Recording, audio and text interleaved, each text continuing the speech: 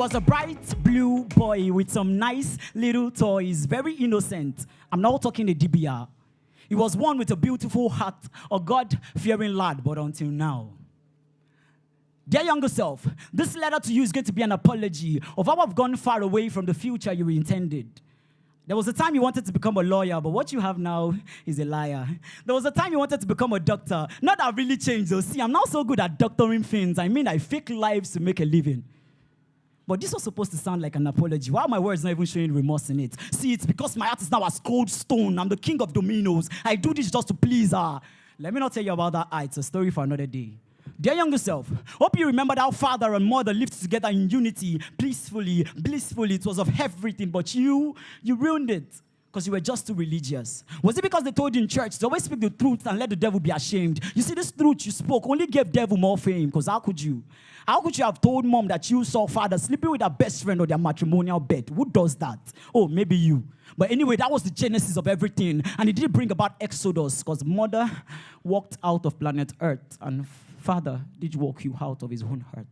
You see, I'm a lone wolf now. I also through the night. So many arrows shot at my back. Still, I don't feel a dime. I'm still glowing with pride. Because what does an empty end like me live for? But everywhere I go, people still feel my impact. See, this was supposed to be a letter of apology. But Oju Anumiti foregone. I watched the Passion of Christ twice. Still, I didn't cry. I've stolen so many silver spoons, but I've given them my fork. What the fuck? Yeah, my beautiful fork. You see, life at times is like magic. The more you see it, the less you know. So, dear younger self, listen.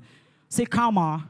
Karma don't blow past in expectation, because karma is a big lie. You didn't do anything wrong, but you suffered this long. Even though you say I'm a street nigga, your day is for no long. So father, the real culprit, is busy enjoying his life, sinking into ladies' pit. So sometimes it's not always about karma. Because life itself puts you through thick and thin just to mold you into an indestructible element. So right now, I'm learning, so there'll be all truth you go tell. I'm learning that the difference between the garden and the graveyard is what you choose to put in the ground. But me, I don't craze gone. So I chose to plant my garden crops in the graveyard. You know, saying I did manure plenty pass. Think outside the box. Why settle for a fish when you can get the pond? So dear younger self, this was supposed to be a letter of apology. But right now, I'm feeling on top of the world. I think I deserve some eulogies. This is my very last poem. I wrote it on my dying day. Sent every rhyme back in time to my present self today. For the time I made last year's, next year's, New Year resolution. And the time I gave excuses for my flaws, I didn't prefer a solution. Because now I realize that the reason the alive is referred to as living is because for every second that eludes you on earth, you're not staying back, you are leaving. So this is my very last piece. Written on my last day on earth. I wrote this treatise in the 2080s as I gracefully smiled at death. I said, young Cephas, you might want to know this interesting fact. And that's as at 80 plus, your entire teeth are still intact. But I have some friends here, retired ice cream and chocolate nicotine junkies who want their younger selves to know that they should look forward to licking granite for like 5 hours before they can swallow. Cephas, I'm sorry to disappoint you, but as at 80 plus, you don't own 5 mansions and 3 private jets, because you realize the true essence of wealth and the thousands you haven't blessed with it yet. So drop those highfalutin ambitions. You'll never own a penthouse in Dubai, but you'll be content with the billions you are reaching and enriching and the blessings that money cannot buy. And did I mention you'll have a wonderful wife? A wonderful kind woman with whom you spend your life. And I'll help you by telling you how she's listening to you right now, hoping that you remember to see her after the show where she leave you with her number.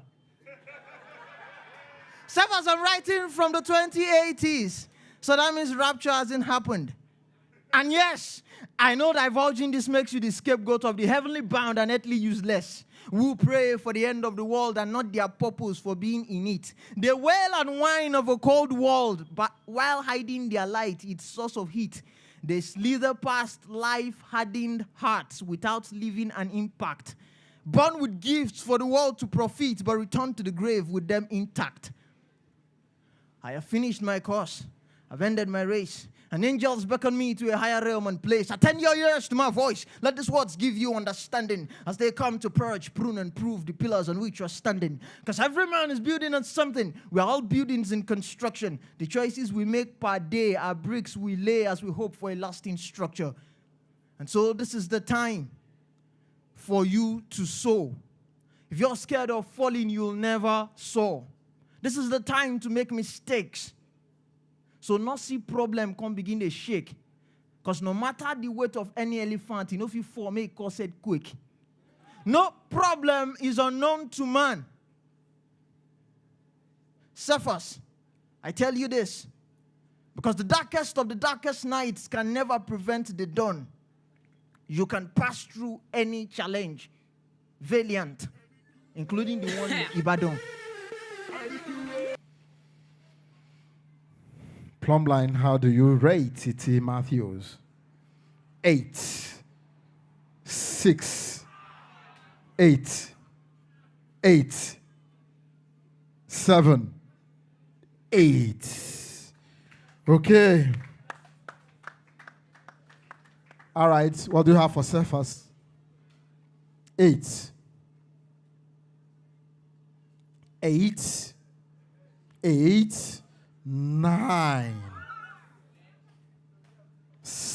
9. Sorry. 9. Finish him. Finish him. 9. A round of applause for Cephas. Fatality.